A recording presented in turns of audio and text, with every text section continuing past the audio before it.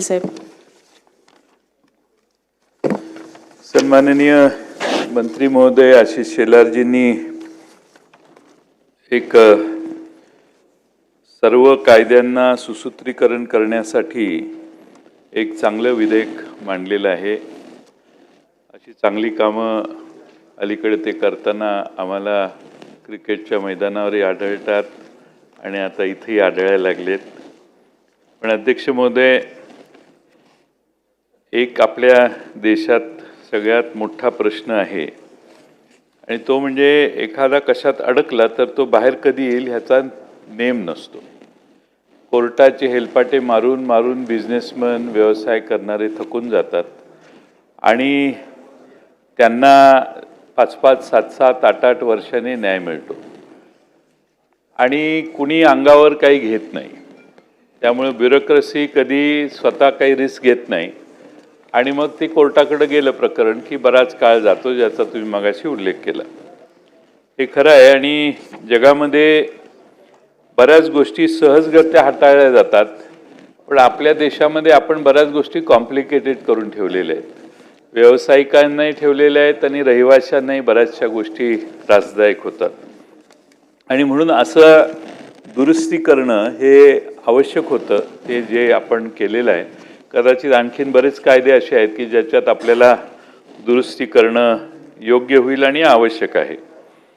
मी एकदा अर्थमंत्री असताना अमेरिकेत गेलो आणि सगळ्या भारतीयांच्या समोर एक भाषण केलं आणि त्याला कसं आमचा मुंबई पुणे एक्सप्रेसवे चांगला झाला आहे, तुम्ही इन्व्हेस्टमेंटला या, अशी आता व्यवस्था आहे, हिंजवडीला MIDCत मोठी इन्व्हेस्टमेंट तुम्ही करू शकाल, असं एक जवळपास 35-40 मिनिटाचं भाषण कॅलिफोर्नियामध्ये एका शहरात केलं. ते म्हटले ठीक आहे, चांगलं भाषण केलं, तर आम्हाला प्रश्न विचारायचे आहेत. प्रश्नोत्तर आहे ते मला माहीत नव्हतं, पण ते प्रश्न विचारायला लागलं. एकाने मला असा प्रश्न विचारला की आमच्या शेजारच्या प्लॉटचा आणि आमचा डिस्प्यूट झाला आणि तक्रार झाली किंवा त्यांनी आमच्यावर अतिक्रमण केलं, तर आम्ही किती दिवसात हा डिस्प्यूट आमचा रिझॉल्व्ह होईल, त्याला काही मुदत आहे का?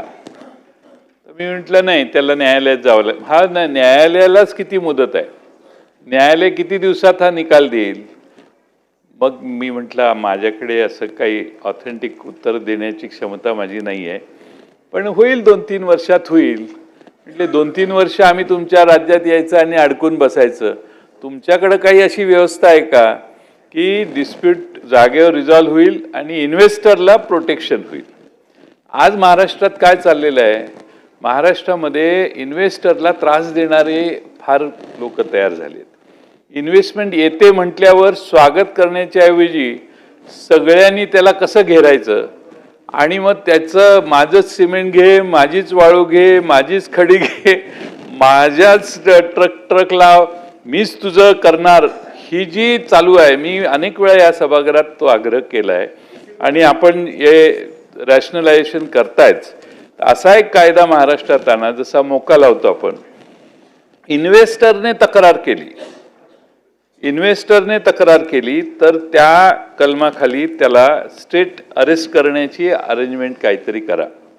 कारण हे इतकं महाराष्ट्रात वाढलेलं आहे की ब्लॅकमेलिंग करणे, त्यांना त्यांच्या मागं लागणे, पोलिसही उघड्या डोळ्याने बघत राहतात. मग पोलिसांचेही काही इंटरेस्ट जर असले तर आणखीनच त्याची वाट लागते.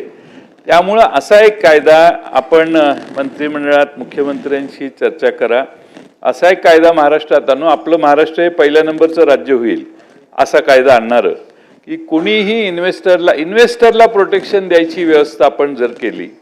2, एक म्हणजे त्याच्या सिव्हिल डिस्प्यूट्स, कोणतेही क्रिमिनल त्याच्यावर ॲक्शन होण्याच्या आधी 10 वेळा व्हेरीफाय झालं पाहिजे त्याने खरंच चूक केली आहे का, आणि सहजासहजी त्याला प्रोटेक्शन देऊन सहजासहजी कोणी त्याच्या अंगावर जाणार नाही याची कायद्याने व्यवस्था केली तर मला खात्री आहे की इन्व्हेस्टर्स अजून वाढतील. दुसरा महत्त्वाचा प्रश्न म्हणजे आपल्या राज्यामध्ये जसं इन्व्हेस्टरचं आहे तसं राज्यामधल्या बाकीच्या व्यावसायिकांना फार त्रास दिले जातात. आता नवीन येणाऱ्या इन्व्हेस्टरचं आपण बोलतोय, पण ऑलरेडी जे महाराष्ट्रात आहेत त्यांना किती लोकांना सहज एक प्रश्नावली पाठवा प्रत्येकाला की तुम्हाला त्रास देणाऱ्यांची यादी पाठवा. प्रत्येक इंडस्ट्री 2 ते 10 जणांपर्यंत तुम्हाला यादी पाठवेल, अशी आज महाराष्ट्रात परिस्थिती आहे. आणि लिबरल जोपर्यंत वातावरण आपण करत नाही, हे त्याचं एक पाऊल आहे असं मी म्हणतो. मी याचं स्वागत करतो हां. आणि ईज ऑफ डुईंग बिझनेस ते मोदीजी सांगत होते. 2005 का 6ला मी वर्ल्ड बँकेत गेलेलो, त्यावेळी त्यांनी एक डॉक्युमेंट दिलेलं, ईज ऑफ डुईंग बिझनेस महाराष्ट्राने केलं तर किती महाराष्ट्राचा प्रोग्रेस होऊ शकेल आणि देशाचं रेटिंग कसं इम्प्रूव्ह होईल. तशी हे प्रयत्न फार महत्त्वाचे आहेत. आणि यासाठी पाहिलं तर एखादी कमिटी बसवा, आणखीन कुठं कुठं अशा सुधारणा करता येतील ती बघा. पण माझी सूचना जी आहे की इन्व्हेस्टरला प्रोटेक्ट करण्यासाठी आपण विशेष कायदा आणा. इन्व्हेस्टरला कोणी धक्का लावणार नाही याच्याविषयी, धक्का लावायचा तो भानगडीच करत असेल तर लावायला हरकत नाही, त्याच्या चोऱ्या दडवणं हा याच्यात उद्देश नाही.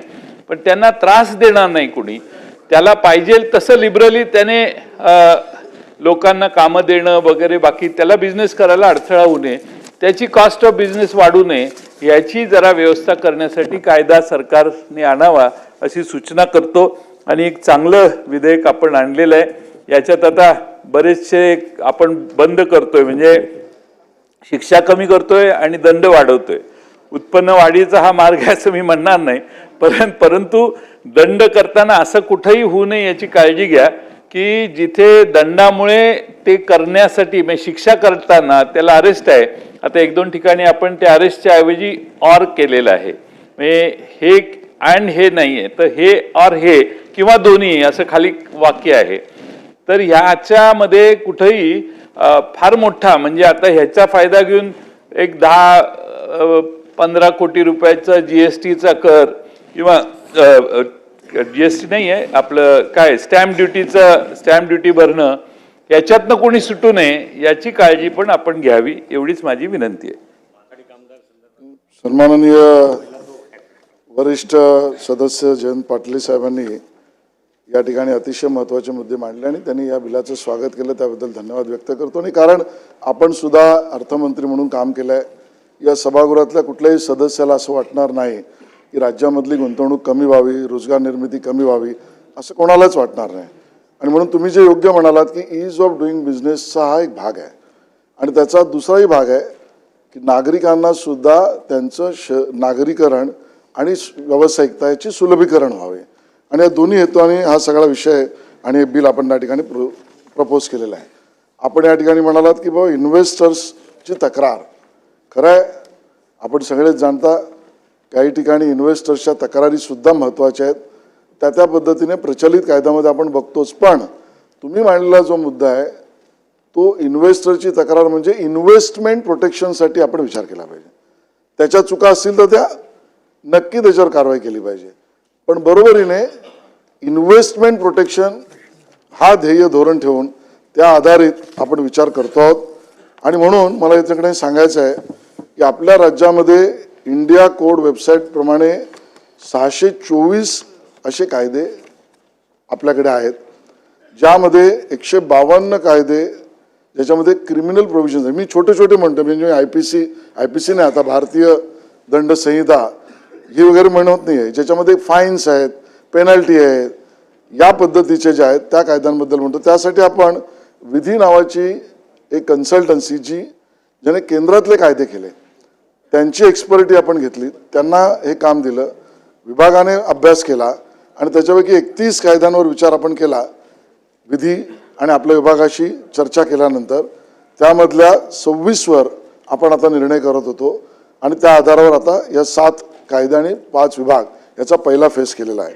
आणि म्हणून यामध्ये इन्व्हेस्टर प्रोटेक्ट झाला पाहिजे, नागरिकांचे हक्क प्रोटेक्ट झाले पाहिजेत, कामगारांचे हक्कही प्रोटेक्ट झाले पाहिजेत आणि इन्व्हेस्टर फ्रेंडली वातावरण झालं पाहिजे, या अर्थानेच याचा विचार केला. आता उदाहरणादाखल संयुक्त समिती कामगारांनी मागितली तर मालकाने संयुक्त समिती केली नाही तर 1 रुपयाचा फाईन आहे. 1946 आहे, पर दिवसाला 1 रुपया, त्याला आपण 10,000 रुपये केले. हे कामगारांच्या हिताचं पण केलं आहे. But at the same time ज्याचा उल्लेख तुम्ही ऑर वगैरे केलात त्यामध्ये न्यायालयाला मुभा दिली आहे की ज्याच्यामुळे बॉडीली अरेस्ट ही जरुरी आहे त्यात तुम्ही हे वापरा, ज्यातनं केवळ रिव्हेन्यू आणि पिनलायझेशन पनिशमेंट होईल तिथे केवळ पेनल्टी वाढवून ₹1,00,000 ₹2,00,000 पण केले ते वापरा, ही मुभा न्यायालयाला मिळाली पाहिजे म्हणून त्या पद्धतीने ऑर अदरवाईज अशा पद्धतीने त्या कायद्यातला बदल केलेला आहेत. आणि म्हणून 1940, 46, 52, 72 या कायद्यात 100, ₹125, ₹1, ₹5 असे जे दिवसाचे पेनल्टी होते त्या सगळ्याला रॅशनलाइज करून वाढवले आहेत. न्यायालयाला मुभा दिली आहेत. इन्व्हेस्टर आणि इन्व्हेस्टमेंटला सोयीचं वातावरण होईल आणि कामगारांना प्रशासकीय अधिकारी स्तरावर सुद्धा काम करता येईल अशा पद्धतीने हा प्रस्ताव त्या ठिकाणी केलेला आहे. मी सदनाला विनंती करतो की याला संमती द्यावी. अजून कोणा सदस्याला चर्चा करायची या विधेयकावर?